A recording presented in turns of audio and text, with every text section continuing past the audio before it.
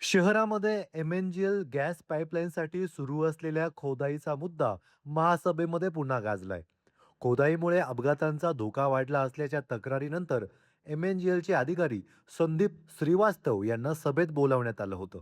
सदस्य गुरमीत बग्गा यांनी क्रॉस कनेक्शनच्या नियोजनाबाबत थेट प्रश्न उपस्थित केले. गॅस वितरणासाठी 30 मीटर अंतरावरती क्रॉस कनेक्शनची आवश्यकता असल्याचं स्पष्ट करण्यात आलं.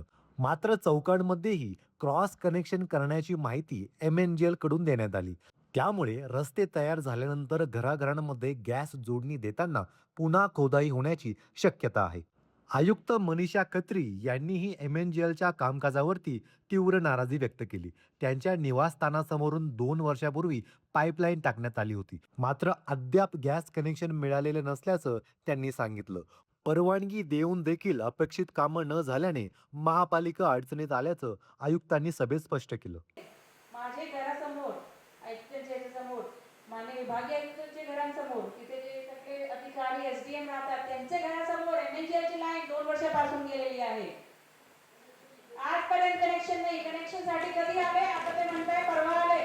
परवा जेव्हा आले 1 महिना अगोदर मी त्याला फोन केला की जा सगळ्या अधिकाऱ्यांचे घरी जरा विचारा तुम्ही गेले आहे का. आमच्या घरी तर आलेच नाही ते विचारायला. आपण आम्ही जेव्हा सांगितलं मग आले आणि मग कनेक्शन नाही दिले. तर आय थिंक आता त्याच्यावर महासभा आता जे काही एक डिसिजन घेईल की ही गोष्टीला टेक्निकल त्यांच्याकडून आपण तेवढी वसुलीसाठी काहीतरी केली पाहिजे. आता जी पुढची निधी आहे त्याचे मी टेंडर करून 2 महिन्यात काम सुरू करू शकते. पावसाळा संपला की आपण डांबरचे काम सुरू करू शकतो. रस्ते तयार करण्याआधीच पाईपलाईनचं नियोजन व्हावं अशी अपेक्षा असताना आता क्रॉस कनेक्शनचा मुद्दा समोर आलाय. त्यामुळे नव्याने तयार होणाऱ्या रस्त्यांवरती पुन्हा खोदाईचं संकट येणार का, हा प्रश्न कायम आहे. महापालिका यावरती काय निर्णय घेतं यावरती संपूर्ण नाशिककरांचं लक्ष आहे. न्यूज डेस्क, आपलं नाशिक.